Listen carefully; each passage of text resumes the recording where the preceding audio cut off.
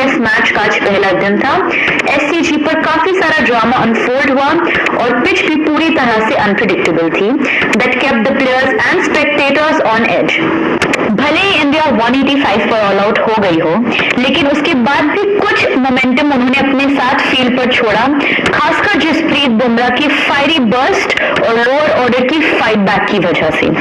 लेकिन ऑस्ट्रेलिया का discipline bowling attack, जिसमें स्कॉट बोल्डन का रोल था, डे के एंड तक काफी ज्यादा डोमिनेंट रहा। आज के मैच का सबसे बड़ा टर्न पॉइंट था कि रोहित शर्मा मैच मिस करेंगे। इंडिया के captain Rohit Sharma, due to his own poor form, opted out of the match.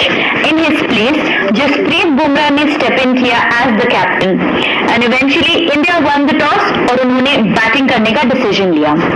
India's decision to bat first on a green overcast surface raised a few eyebrows, क्योंकि pitch उतना easy नहीं था और early movement of bounce ने Indian top order को struggle करने पर मजबूर कर दिया था। इंडिया की बैटिंग की शुरुआत में ही फेल हो गई थी, जब केएल राहुल जो थोड़ा सेटल हो रहे थे, 5th ओवर में अपना विकेट गंवा गए थे।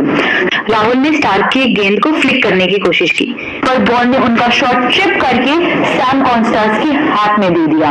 उसके बाद यशस्वी जायसवाल को भी बॉलर ने एक पेच देकर स्लिप में डेब्यूटेंट बो वेबस्टर के हाथ में कैच करवा दिया and that was the end of both the Indian openers. But as if the morning session wasn't bad enough for team India, Virat Kohli की स्ट्रगल्स भी शुरू हो गई।